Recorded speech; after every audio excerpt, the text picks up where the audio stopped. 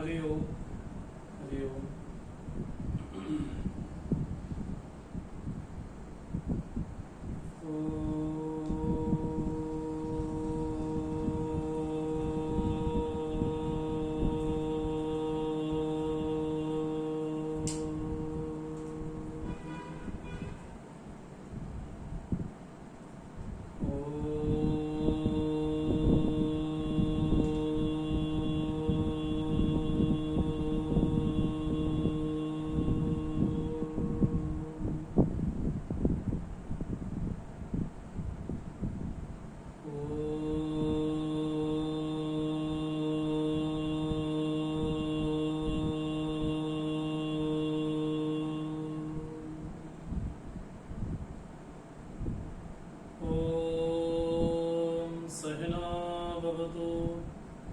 सहनौ भुनक्तु सह वीर्यं करवावहै तेजस्विनावधीतमस्तु मा विद्विषावहै।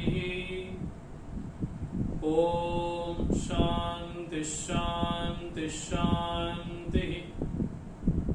समस्तजनकल्याणे निरतं करुणामयं नमामि चिन्मयं देवं सद्गुरुं ब्रह्मविद्वरं सदाशिवसमारम्भां शङ्कराचार्यमध्यमाम् अस्मदाचार्यपर्यन्तां वन्दे गुरुपरम्परां वन्दे गुरुपरम्परां वन्दे देवोमापतिं सुरगुरुं वन्दे जगत्कारणं वन्दे पन्नगभूषणं मृगधरं वन्दे पशूनां पतिं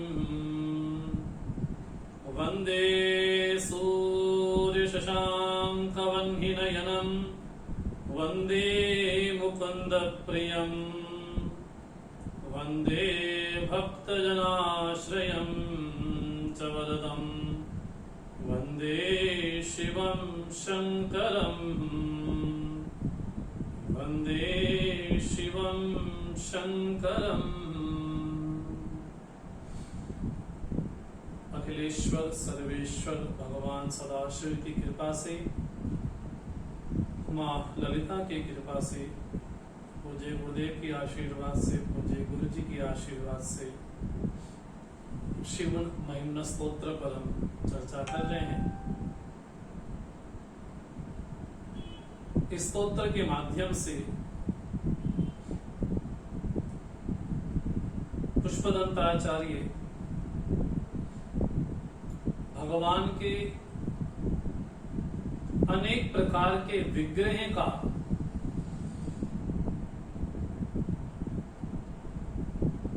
दर्शन करवाते हैं। चाहे भगवान का वो लीला विग्रह हो, चाहे भगवान का सगुण निराकार विग्रह हो, चाहे भगवान का निर्गुण निराकार विग्रह हो, चाहे भगवान का सगुण साकार विग्रह हो, भगवान का तत्व विग्रह हो,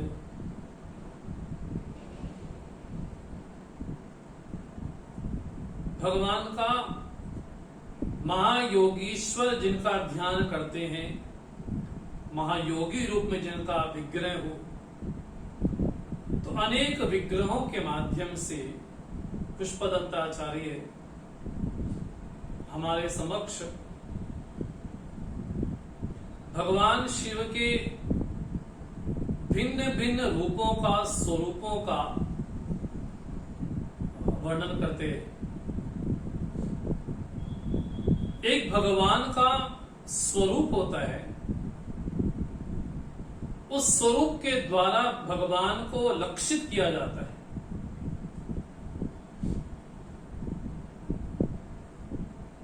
जो सच्चित आनंद है वो भगवान का स्वरूप है।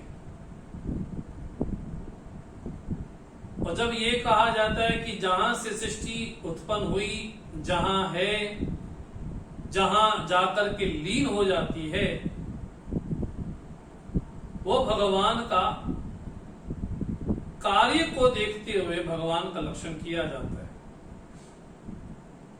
जैसा हम बड़ा प्रसिद्ध श्लोक पढ़ते हैं, सच्चिदानंद रूपाय विश्वोत्पत्त्यादि हेतवे, तो यहां पर भगवान के दो रूपों का वर्णन देखने को मिलता है।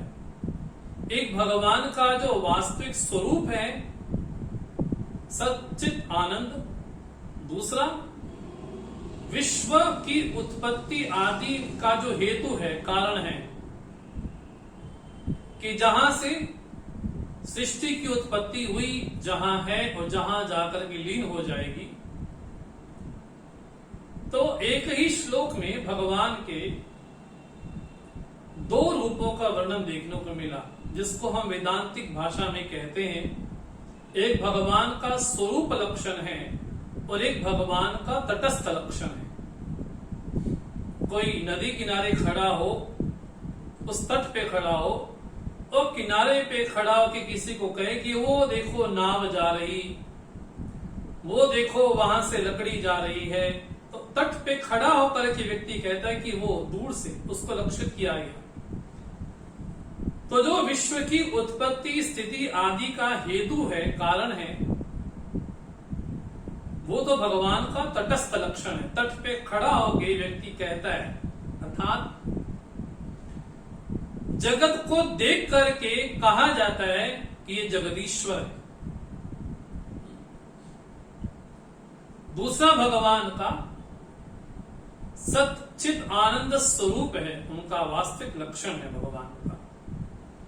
इन दोनों लक्षणों के माध्यम से भगवान को लक्षित किया जाता है, कहा जाता है, उसको इंडिकेट किया जाता है, उसको इंगित किया जाता है।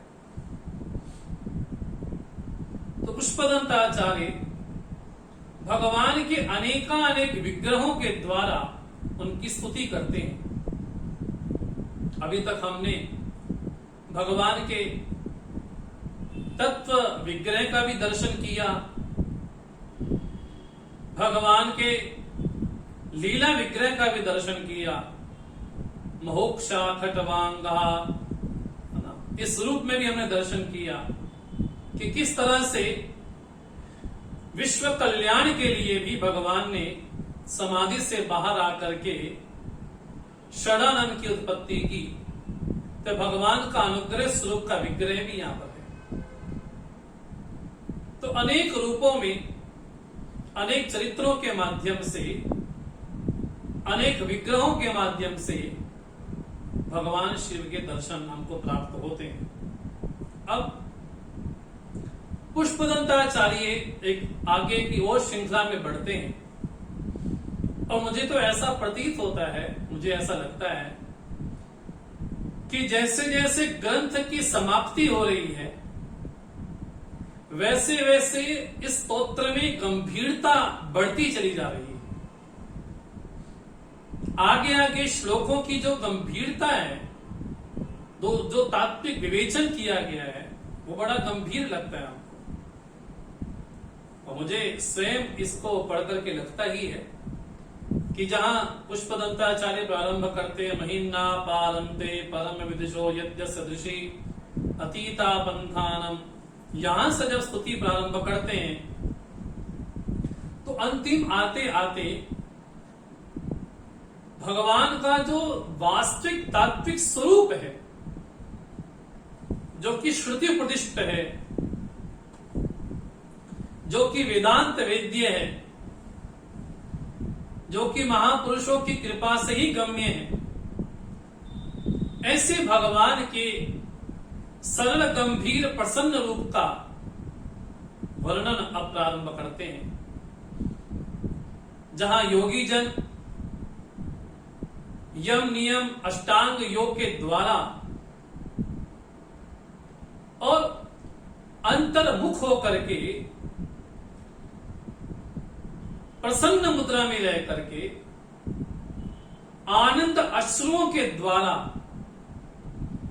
जब अपने वास्तविक स्वरूप का दर्शन कोई महापुरुष करता है, यदालोक्य अहलादम हृदय इव निमज्ज्यामृतमये, मानो उस अमृत स्वरूपी हृदय में, समुद्र में डूब करके जब अपने वास्तविक स्वरूप का दर्शन करता है, और वो स्वरूप कैसा है? बोले आनंद घन है, आनंद सागर है। मुझे स्मरण आता है पूज्य गुरु जी का, ब्रह्मलीन स्वामी जी सुबोधानंद जी का। गुरु जी कहा करते थे कि अगर समाधि में सुख ना होता, अगर समाधि में, अगर स्थिति विशेष में सुख नहीं होता, तो बिना किसी पदार्थों के भी, बिना किसी विषय ग्रहण के भी वो योगी अपने स्वरूप में किस तरह से आनंद विभोर होकर के निमग्न रहता है। इसका अर्थ है कि विषय के अतिरिक्त भी हमारा वास्तविक स्वरूप भी है। हमको ये लगता है कि विषय में ही सुख है, लेकिन ऐसे महापुरुष के पास तो कोई शब्दादि विषय भी नहीं है, एकांत सेवी है। लेकिन एकांत सेवन करने के बाद भी, एकांत में रहने के बाद भी, विषय राहित्य होने के बाद भी ऐसा महापुरुष आनंद की स्थिति में विभोर है। तो गुरु जी कहा करते थे, इसका मतलब सुनिश्चित है कि विषयों के अलावा भी वास्तव में हमारा स्वरूप का सुख भी है, आनंद भी है। तो ऐसे ऐसे महापुरुष जो योगी जन हैं, वो जिस सुख का अनुभव करते हैं, वो सुख आप ही हैं, वो सुख स्वरूप आप ही हैं। इस तरह से विवेचन पुष्पदंताचार्य करते हैं। अब आगे 26वें श्लोक में भगवान का सार्वभौमिक, सार्वकालिक और सर्वरूप में भगवान की स्तुति करते हैं। तो ये 26वां श्लोक है। त्वमर्कस्त्वं सोम स्वमसि पवनस्त्वं हुतवः स्वमापस्त्वं व्योम त्वमुदर्निरात्मा स्वमिति च परिच्छिन्नामेवं त्वयि परिणता बिभ्रतुगिरं न वेद्मस्तत्त्वं वयमिह तु यत्त्वं न भवसि। त्वयि आपके विषय में परिणताः, जिनकी बुद्धि परिपक्व है, जिनकी बुद्धि वेदों के शब्दों के द्वारा निर्झरित है,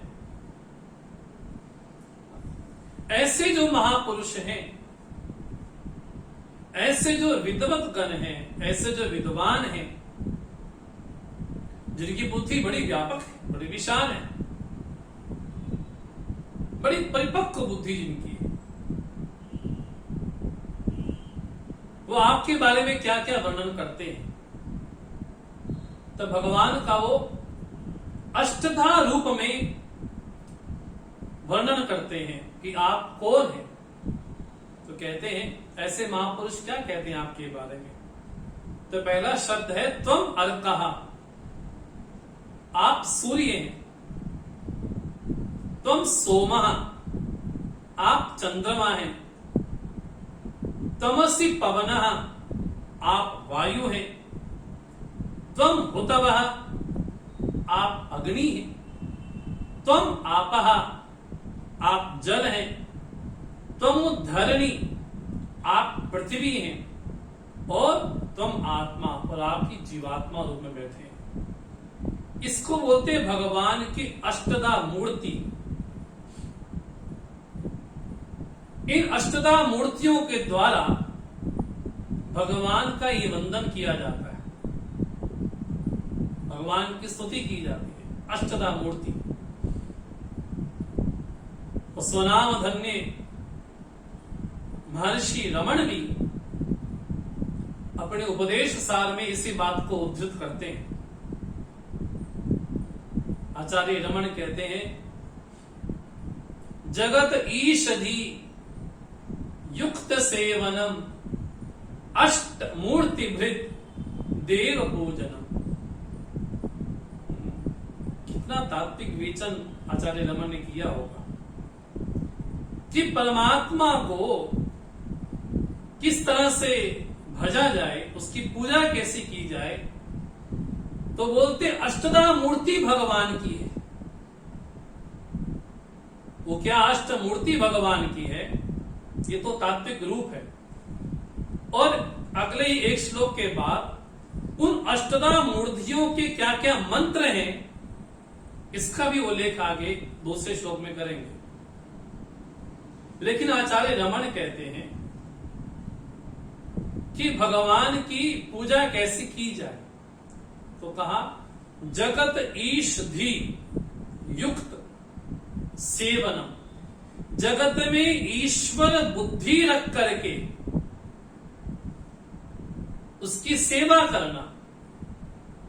अगर ईश्वर बुद्धि रखकर बिना रखे अगर आप कुछ करते हैं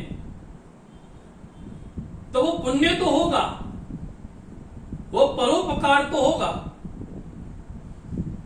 लेकिन शायद वो कर्म योग ना हो पाए। कर्म जरूर होगा। हमने किसी को दान दिया, कोई गरीब है, कोई लाचार है, कोई पीड़ित है, वो कष्ट में है, उसका भला तो किया, उसको कुछ खाने को दिया, पीने को दिया, पहनने को दिया, ओढ़ने को दिया, तो पुण्य की श्रेणी भी तो आएगा, जिससे परोपकार भी होगा। लेकिन अगर उसमें ईश्वर बुद्धि नहीं है तो केवल पुण्य है, केवल परोपकार है। अगर ईश्वर बुद्धि होगी तो परोपकार नहीं होगा, वो कर्म योग बनेगा, और साथ ही साथ वास्तव में ईश्वर की पूजा बनेगी। लेकिन हम बड़े विचित्र हैं, हम गरीबों की सेवा भी करते हैं, सब कुछ देते भी हैं, लेकिन उनमें ईश्वर बुद्धि नहीं रखते। हम सूर्य को देखते हैं तो सूर्य देखते समय भावना क्या है, ये कि साक्षात ही परमात्मा की विभूति है। सूर्य देखते समय ये भावना ना आए कि ये आग का गोला है, ये तो सूर्य नारायण है, इसके पीछे आदि दैविक सत्ता है। जहां अध्यात्म में आदित्य हमारे नेत्र रूप में है, वही अधिभूत में उनका आकार विशेष है, और अधिदेव में सूर्य नारायण भगवान भी। तभी हम सूर्य नारायण भगवान को जल अर्पण भी करते हैं। वो आदि दैविक जो सत्ता है, जो सूर्य नारायण भगवान है, जो अहर्निश चल रहे हैं, जिस सूर्य भगवान से अनेकानेक ऋषियों ने विद्या प्राप्त की है, चाहे हनुमान जी हो, चाहे याज्ञवल्क्य हो, अनेकानेक महापुरुषों ने साक्षात सूर्य से विद्या ग्रहण की है। तो वो सूर्य नारायण कौन है? बोले आप वही आदित्य हैं। तो जब भी चंद्रमा का दर्शन हो तो ये भावना मन में आए, ये केवल चंद्रमा नहीं, ये भगवान का रूप है, ये भगवान की अष्टदा मूर्ति है। तो केवल चंद्रमा देख करके हाँ आज चांदनी बड़ी अच्छी है, भावना क्या है? बोले चंद्रमा रूप में मेरे प्रभु ही विराजमान है। अग्नि का दर्शन हो तो मन में भावना क्या है? केवल अग्नि नहीं, ये अग्नि भगवान का ही रूप है। जब धरती का स्मरण हो तो ये मन में स्मरण आए कि धरती रूप में भी वही, जल रूप में भी वही है।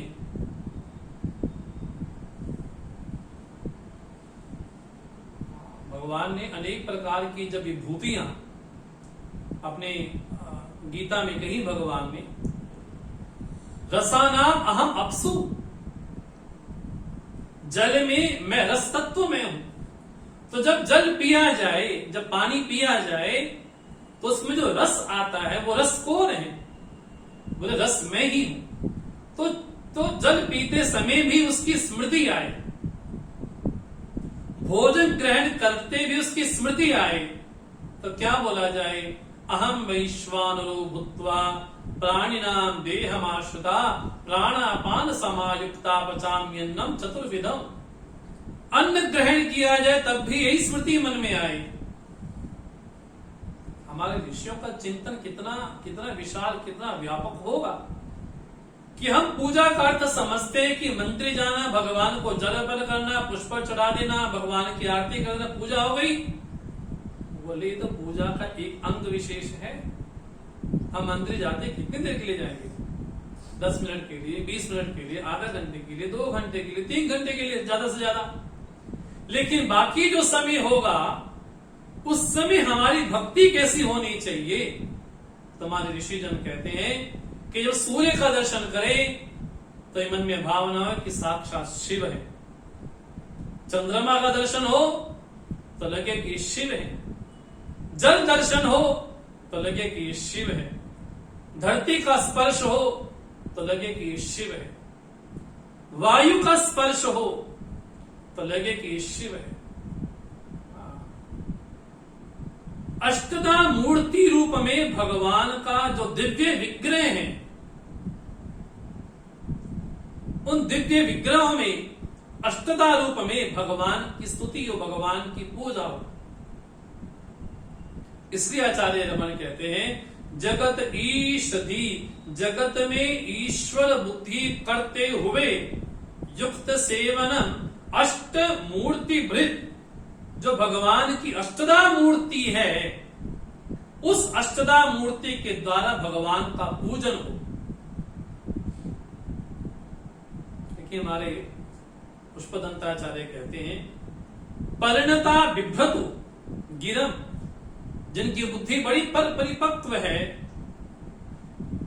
जो जिनका मत बड़ा दृढ़ाग्रही है, बड़े दृढ़ है अपने व्रत में, ऐसे लोग आपके बारे में कहते हैं, ठीक है भले ही बोलते हो, परिच्छिन्नाम एवं, लेकिन प्रभु मुझे तो ये समझ आता ही नहीं आप किस रूप में नहीं है।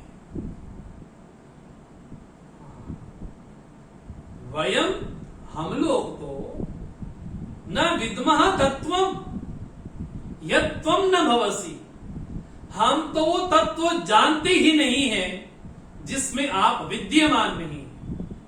कितनी शोभनीय बात कही कि जिनकी बुद्धि परिपक्व है वो तो भगवान शिव के बारे में कह देते हैं कि वो अष्टदा विभक्त हैं, लेकिन मुझे तो ये समझ में नहीं आता, मेरा तो वो ज्ञान ही नहीं है, उस तत्व को जान ही नहीं पाता हूं कि जहां पर आप विद्यमान नहीं, अर्थात सर्वरूप आप ही। कितना कितना गंभीर बात, सर्वरूप आप है।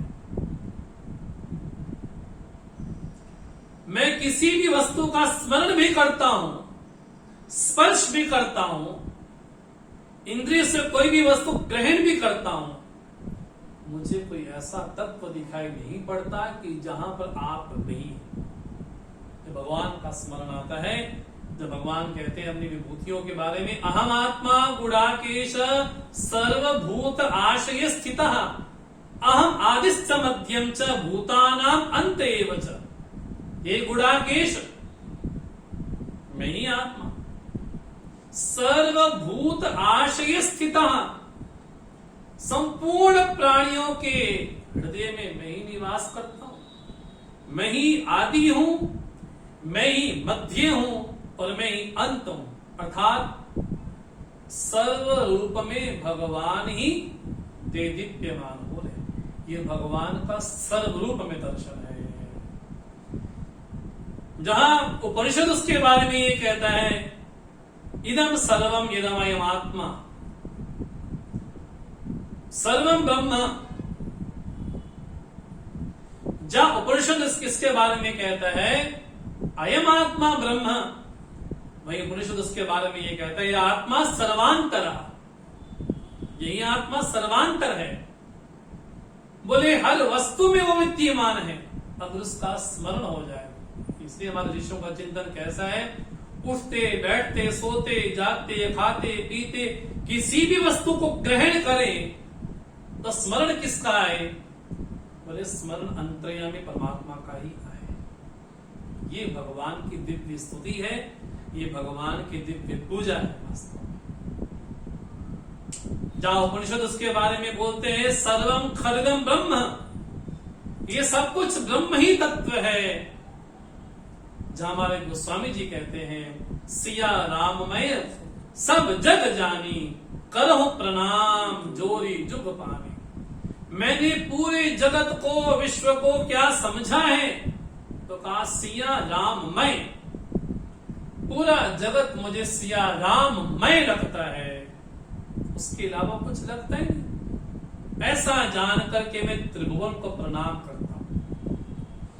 वही हमारे पुष्पदंताचार्य कहते हैं कि भगवान सर्व रूप में आप ही विद्यमान है, आपका ही रूप है, आपका ही स्वरूप है। इसलिए जिनकी बुद्धि बड़ी दृढ़ है, आग्रही है, वो तो कह सकते हैं कि आप अष्टधा मूर्ति विभक्त हैं, लेकिन मुझे तो समझ में नहीं आता कि आप कहां नहीं है। हम गुरुद्वारा जाते हैं ना, वहां पर क्या लिखा होता है, डिठे सबे थाओ नहीं तुझ जया, है ना? आपके समान तो कोई है ही नहीं, अर्थात सर्वरूप में आप ही हैं। ये भगवान की दिव्य स्तुति सर्वरूप में करते हैं। अब भगवान का जो प्रणव विग्रह है, जो ओंकार विग्रह है, आप उसका विवेचन करते हैं। पूरे महिमन स्तोत्र में सभी कठिन श्लोक आसान भी होंगे, लेकिन मुझे ऐसा लगता है कि ये श्लोक अत्यंत कठिन, गंभीर भी है और साथ ही साथ कठिन भी है।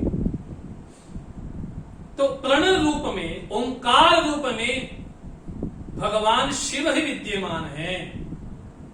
कैसे, किस रूप में? तो वर्णन करते हैं 27 श्लोक में। त्रयीं त्रिस्रो वृत्ति स्त्रिभुवन मथो त्रीणपि सुरा नकाराद्यै वर्णै स्त्रीभिरभिदधत्रीण विकृति तुरीयं ते धाम ध्वनिभिरवरुन्धानमनुभिः समस्तं व्यस्तं त्वां शरणद गृह्णात्योमिति पदम्। ये जो ओम शब्द है, ओम, बोले हे शरणद, ये सबको शरण देने वाले, आश्रय देने वाले भगवान ओम रूप में, ओंकार रूप में त्वां गृह्णाति,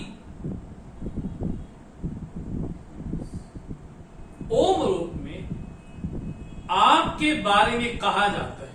लेकिन किस रूप में? दो तरह से, समस्तम व्यस्तम, एक व्यस्तम ओम गृह्णाति, दूसरा है समस्तम ओम गृह्णाति। एक भगवान का विग्रह कैसा है? बोले भगवान द्विधा विभक्त हो गए। मानो एक कार्य ब्रह्म है तो दूसरा कारण ब्रह्म है, एक सविशेष है तो एक निर्विशेष है, एक सोपाधिक है तो दूसरा निरुपाधिक है। इस रूप में व्यस्तम ओम गृह्णाति, व्यस्त रूप में भी अर्थात व्यापक रूप में भी उस ओंकार का ध्यान किया जाता है। उस ओंकार का वाच्य कौन है? बोले आप ही। इसलिए योग सूत्र में आचार्य पतंजलि कहते हैं कि भगवान का नाम क्या है? कहा तस्य वाचक प्रणवः, उस परमात्मा का नाम है ओम। तस्य वाचक प्रणवः। किसी से पूछा जाए भगवान का नाम क्या है आखिर, बोले ओम ही, प्रणव ही, ओंकार ही भगवान का नाम है। स्मरण आता है, अब श्रुतियां है ना। नचिकेता यम से एक प्रश्न करते हैं और एक वरदान की बारे में कहते हैं, मुझे कैसा वरदान चाहिए, कैसा वर चाहिए। वास्तव में वर तो यही है, अन्यत्र धर्मात् अन्यत्र धर्मात् अन्यत् तस्मात् कृतात् कृतात् अन्यत्र भूताच्च भव्याच्च यत् तत् पश्यसि तद् वद। जो धर्मा धर्म से भी अक्रांत है, दूर है, जो कार्य कारण से भी अतिरिक्त है, जो भूत वर्तमान भविष्य से भी व्यतिरिक्त है, यत् तत् पश्यसि, जिसको आप देख रहे हैं उसका उपदेश आप मेरे प्रति करें। तो आचार्य क्या कहते हैं, सर्वे वेदा यत् पदम आमनन्ति तपांसि सर्वाणि च यत् वदन्ति यदि चन्तो ब्रह्मचर्यं चरन्ति तत्ते पदम संग्रहेण ब्रवीमि ओम इति एतत्।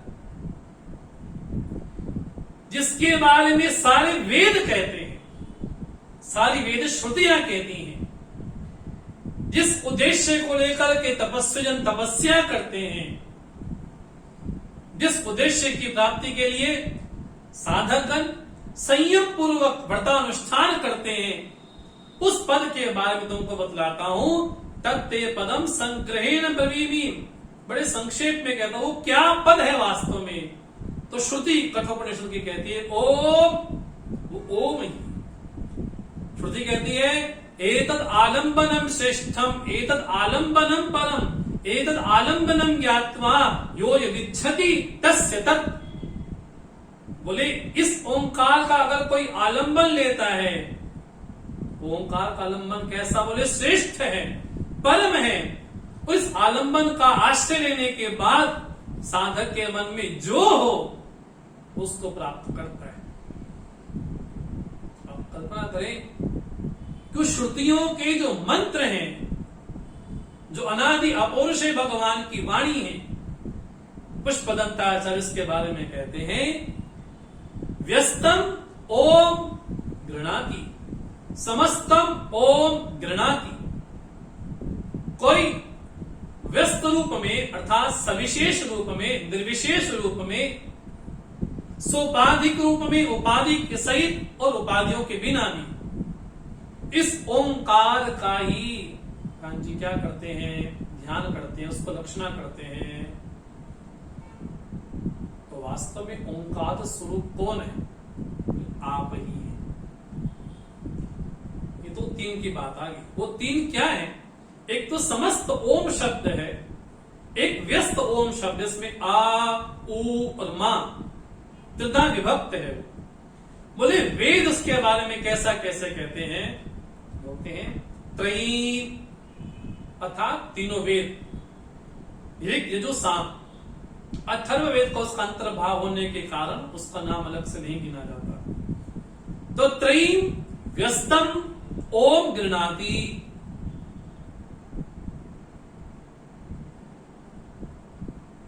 तिस्रो वृत्ति, जो तीन प्रकार की हमारी अवस्थाएं हैं, व्यस्तम गृणाति, जागृत स्वप्न सुषुप्ति। देखो आ उ मा में क्या क्या है, बोलते हैं आ उ मा में पूरा जगत कैसे परिभक्त हो गया। त्रिभुवनम, यहां पर तीन तीन के श्रेणियां हैं। तीन भुवन है, पाताल है, द्युलोक अंतरिक्ष लोक है। सुरान, जो सुरा है, देवता है। अकाराद्यै वर्णैः, जो आ उ म, जो सामवेद, यजुर्वेद और ऋग्वेद है, तो त्रिधा रूप में आप ही परिभक्त हैं। अर्थात सृष्टि में जो भी कुछ प्रतीत होता है वो सब क्या है, व्यस्त रूप में त्रिधा विभक्त है। त्रिधा कैसे, जागृत स्वप्न सुषुप्ति भी त्रिधा है। उसका अभिमानी विश्व तेजस प्राज्ञ वो भी त्रिधा है, ये व्यष्टि अभिमानी। एक समष्टि अभिमानी कौन है, समष्टि बोले वैश्वानर हिरण्यगर्भ ईश्वर, वो भी त्रिधा है। तीन अवस्थाएं हैं, बाल्य यौवन वृद्धावस्था, उत्तम मध्यम और अधम अवस्था, सरस्वती लक्ष्मी काली रूपा, ब्रह्मा विष्णु महेश स्वरूपा। ये तीन सृष्टि त्रिधा विभक्त कैसे, और जैसे तीन गुण हैं वैसे सृष्टि में त्रिगुणात्मक क्या क्या है। बोले ब्रह्मा विष्णु महेश भी हैं, लक्ष्मी सरस्वती काली भी हैं, स्वर्ग और मर्त्यलोक और पाताल भी हैं, तीन वेद भी हैं, विराट हिरण्यगर्भ और अव्याकृत भी हैं, विश्व तेजस प्राज्ञ भी हैं, उदात्त उदात्त अनुदात्त स्वरित भी है, वायु भी त्रिधा है, बोले शीतल है, मंद है और सुगंध रूपा भी है। बोले त्रिधा नाड़ी भी है, ईड़ा पिंगला सुषुम्ना त्रिधा नाड़ी भी है, तीन तौर्य भी है, नृत्य गान और वाद्य, तीन प्रकाशक भी है, सूर्य चंद्रमा अग्नि, तीन साधन भी है, भक्ति ज्ञान और वैराग्य, समय भी है, दिन रात और संध्या, सृष्टि के बारे में सृष्टि स्थिति विनाश भी है। इतना विवेचन हमारे टीकाकारों ने किया है, इतना विवेचन विस्तार से किया है कि बुद्धि कभी कभार फट जाती है कि सृष्टि त्रिगुणात्मक है। जहां आ उ म, एक को ब्रह्मा कहा गया, एक को विष्णु कहा गया, एक को महेश कहा गया, ये क्या बोले व्यस्तम व्यस्तम ओम गृणाति, ओम गृणाति। एक तो भगवान की ओंकार स्वर जिसको सविशेष कह देते हैं, जिसको उपाधि वाला कह देते हैं, एक तो भगवान का ओम का इस रूप में ध्यान होता है। तो जब भी आ उ मा का स्मरण होता है तो चित्त में जागकर स्वप्न सुषुप्ति भी आए, विश्व तेजस प्राज्ञ भी आए, हिरण्य गर्भ ईश्वर विराट भी आए, तीनों अवस्थाएं विशेष भी आए, और त्रिगुण वो भी है, जो आदि वर्ण है वो भी हो। पुष्पदंताचार्य कहते हैं अकाराद्यै वर्णै त्रिविध तृणक विकृति ही, ये तो त्रिधा विभक्त हो गई, लेकिन एक कैसा है तीर्ण विकृति, जो सर्व विकार रहित है, वो कैसा है, बोले तुरीयम ते धाम। ओंकार कैसा है, बोले ध्वनि भी अनुधान मनु भी, ध्वनियों के द्वारा, सूक्ष्म ध्वनियों के द्वारा, अर्धमात्रा के द्वारा, जैसे ओम बोलते हैं ना तो उसमें ध्वनि आती है। आप कभी घंटी बजाए ना, मंदिर की घंटी क्या बजती है, जब टंग, कभी ध्यान दिया हो तो जितना हम उस पर ध्यान देंगे वो शब्द क्या होगा, धीरे धीरे व्यापकता को प्राप्त हो जाएगा। उस ध्वनि के माध्यम से भी ओंकार का ध्यान हो। जैसे वाद्य क्या हुआ, उसकी गूंज को, उसकी ध्वनि को, उसकी जो सूक्ष्म ध्वनि है जैसे जैसे व्यापक होती जाती है, अभी तो यहां पर थी, धीरे धीरे धीरे उसकी ध्वनि बिल्कुल फैलती गई। बोले वैसे ही समस्त रूप में जो कैसा है, बोले सर्व विकार रहित है, वो क्या है, तुरीयम, आपका तुरीय धाम है, जो कि अणु और ध्वनि के माध्यम से गुंजायमान है। तो जब भी ओंकार का ध्यान हो तो कैसा हो, ओ,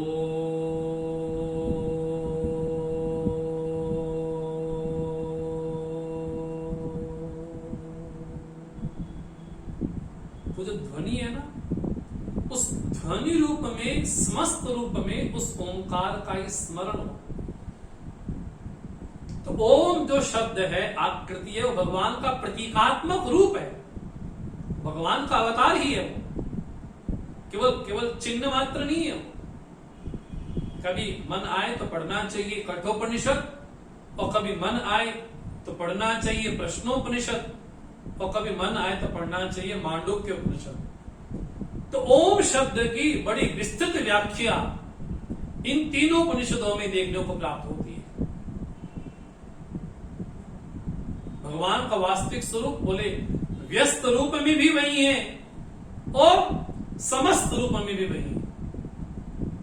समस्त रूप में भी ओंकार का ही ध्यान होता है और व्यस्त रूप में भी ओंकार का ही ध्यान होता है ध्वनियों के माध्यम से। इसकी अलग से एक साधना विशेष है। किसी अच्छे जो जानकार हो, जो ओंकार की साधना करते हैं, अपने मन में आकर के हमने ओम जाप कर लिया, वो ठीक नहीं। किसी ऐसे व्यक्ति के पास बैठे, उनसे सीखें कि आ ऊ मां जब शब्द बोला जाए तो उसमें आ की मात्रा कितनी हो, ऊ की मात्रा कितनी हो, मां की मात्रा कितनी हो।